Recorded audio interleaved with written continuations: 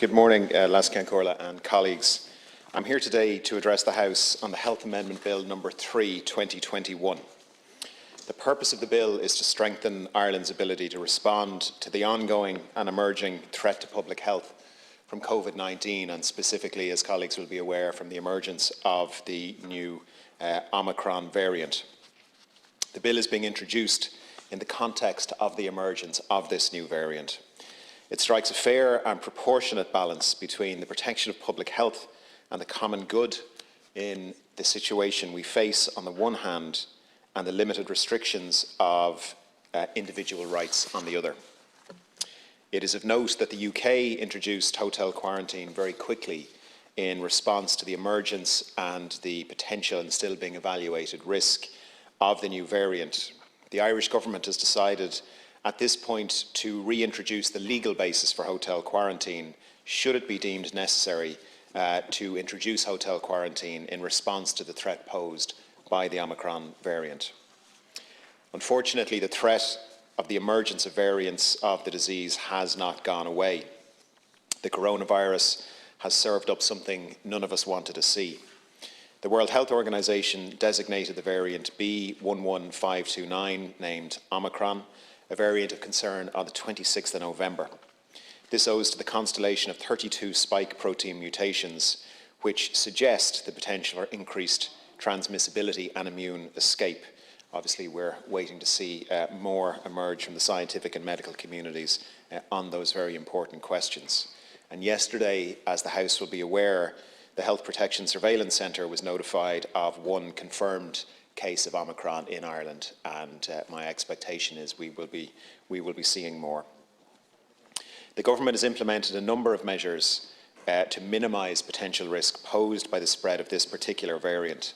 The actions are intended to limit spread of the variant while we await further evidence relating to its transmissibility, the impact it has on disease severity, vaccines and treatments. From November 29th, additional restrictions have applied to travel from 7 scheduled countries. These are Botswana, Eswatini, Lesotho, Mozambique, Namibia, South Africa and Zimbabwe. We also announced that from the 3rd of December, people travelling to Ireland, regardless of vaccination or recovery status or travel history, will be required to complete a pre-departure COVID test. Work to introduce regulations giving effect to this requirement is progressing. The requirement in relation to completing a COVID-19 passenger locator form prior to travel remains in place. Unfortunately, these measures may not be enough. We all hope, obviously, they will be. With the increasing public health concern regarding the impact of the Omicron variant, and in particular, its impact on vaccination effectiveness or potential impact on vaccination effectiveness, hotel quarantine may be necessary for a limited time in the interest of the protection of public health and to control transmission. Travel measures such as hotel quarantine give us time to further increase vaccination rates, including the boosters, of course, and time to deploy what are some very promising new antiviral drugs that are in the pipeline. We know that the system of hotel quarantine we had in place worked. During the period of hotel quarantine earlier this year, 17,846 tests took place on residents.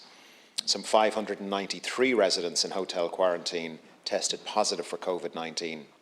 This data, of course, does not take account of cases which were avoided in the community as a result of hotel quarantine, or probably the biggest benefit, which was incoming travellers who delayed travel to Ireland as a result of the imposition of quarantine. Essentially, for the countries we were most concerned about, once we brought in hotel quarantine, the level of incoming travellers fell very, very dramatically. Many of the measures that we have introduced, though challenging, have worked. And I think as a nation, we should be very proud of the solidarity that has marked the approach in Ireland and from people in Ireland. We have one of the highest vaccination rates in Europe, and our booster campaign is going well. Every death, it goes without saying, is an individual tragedy, and every death is one too many. It is worth noting that the latest data from ECDC shows Ireland has the 5th lowest overall mortality rate out of the 27 EU countries, plus the United Kingdom. The bill before the House today would permit the reintroduction of hotel quarantine should it be required. By having the legislative provisions in place, we will be in a better position to react quickly should a decision to move forward be taken. The legislation will be commenced if and when it is appropriate to do so. The legislation is fundamentally the same as that contained in the previous legislation permitting hotel quarantine, but there are some changes we propose essentially to make it in response to lessons learned during the previous experience, and I'll talk through those changes. So now I'd like Lascian Corla to outline the bill. The bill is divided into 5 sections. Sections 1 and 2 set out definitions and interpretive provisions. Section 3 is the main body of the bill, and it inserts sections 38N to 38Z into the Act of 1947. This section specifically provides for the reintroduction of mandatory hotel quarantine and related matters. Travellers who've been in a designated state within the 14 days prior to their arrival in Ireland will be obliged to undergo a 14-day period of quarantine. The bill includes a provision to allow exit from quarantine before the completion of 14 days if travellers return a not detected COVID test upon arrival and a further such test on day 10 of quarantine. There are a limited number of other circumstances under which travellers can leave quarantine, including, for example, medical treatment or other humanitarian reasons. The bill also contains provision for travellers who arrive without the related pre-travel COVID test to be obliged to enter hotel quarantine. However, unlike the previous system, there is a provision which allows the Minister to designate classes of people for whom failure to present a valid pre-travel test will mean an obligation to enter hotel quarantine. Essentially, this allows for a greater degree of flexibility and focus on those who present the greatest risk. Colleagues will recall that in the summer, the Health Amendment No. 2 Act 2021 contained some amendments to the original legislation in this area. These provisions are included in this bill as well and allow the Minister to prescribe alternative testing to PCR testing prior to arrival in the state. Also provided for is an updated approach to dealing with the situation for any travellers who arrive in the state not in compliance with pre-travel testing requirements. Another important development is to provide that a public health doctor can permit a traveller in hotel quarantine who has tested positive for COVID-19 to be released after the initial 10-day period of quarantine, where the doctor believes that the traveller does not pose a risk of infection. Colleagues will be aware that for some travellers, they might have spent some time in hotel quarantine and then tested positive, which could extend quite considerably the total time that was spent in quarantine.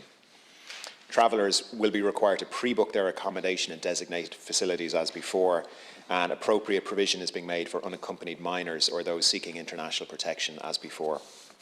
As before, the bill includes provisions for travellers to appeal a decision that they are subject to mandatory quarantine. Section 38N25 includes categories of travellers who are exempt from the requirement to quarantine, such as those requiring urgent medical treatment, drivers of heavy goods vehicles, maritime or air crew, elected officials travelling for official reasons. There's also provision for other groups to be exempted by regulation, as was the case previously. Section 38O sets out the power to return travellers to quarantine if they have left inappropriately. Section 38P sets out offences associated with the bill and establishes the relevant penalties. Section 38Q sets out the power and the process for the Minister to designate the states relevant to mandatory hotel quarantine, and Section 38R makes provision for the designation of facilities and to require travellers to pay for quarantine. Section 38S sets out the regulation-making powers of the Minister and sets guiding principles for use in that process. Sections 38T and 38U provide the authority for the Minister to make arrangements for transport and accommodation and related matters for quarantine purposes. Sections 38V and 38W set out requirements and obligations related to record keeping and data protection. Section 38X allows the Minister to make arrangements with other ministers to carry out some of the functions associated with the requirement to quarantine as they relate to the designation of facilities for quarantine, making service contracts and data protection. Section 38Y establishes a requirement for travel organisers, such as airlines, to inform a traveller of their obligation to pre-book their quarantine check that those bookings have been made, and potentially refuse to allow travel where a booking has not been made. Section 38Z provides for another important change that is new in this bill. There will be a provision to facilitate travellers to seek clarity before travelling in relation to the possibility of not being required to complete hotel quarantine. This could be for medical reasons, by virtue of having to care for a dependent person, or other humanitarian reasons. Travellers will also be able to seek clarity that they will be permitted to leave quarantine temporarily for medical or humanitarian reasons. As colleagues will be aware, the last time there was considerable concern for some travellers who were coming in who were likely to be exempt for the reasons we've discussed before, but who couldn't start an appeal until they were in the hotel. Now, in the most urgent cases, we made provision for those appeals to be heard very quickly, and same-day decisions were made. But we want to go further with this and provide such that travellers can, where possible, get an answer before they travel as to whether or not they would need to enter hotel quarantine. Section 4 of the bill makes minor consequential amendments to Section 42 of the 1947 Act. And finally, Section 5 sets out the short title and operation of the bill, and establishes that quarantine-related provisions of the bill will fall 3 months from its passing, unless, as before, resolutions extending them are passed in both houses of the Oireachtas. The sunset clause is an important feature of the bill and reflects the exceptional nature of its provisions, which are required in the context of COVID-19. And of course, that's why we're here today, because the previous sunset clauses did take effect, the legislation fell, and then we needed to legislate again, which is exactly the point today. As I said earlier, I believe this bill strikes a fair and proportionate balance between the protection of public health and the common good in the situation we face on the one hand, and the limited restriction on individual rights on the other. Should it be deemed necessary to respond more comprehensively to the importation of this new variant, we must be able to act quickly. And having this bill, again for a temporary period of time, on the statute books would allow such a rapid response, which we all hope would not be required, but I hope we would agree that given what we're facing at the moment, such a rapid response may be necessary. Garamagat.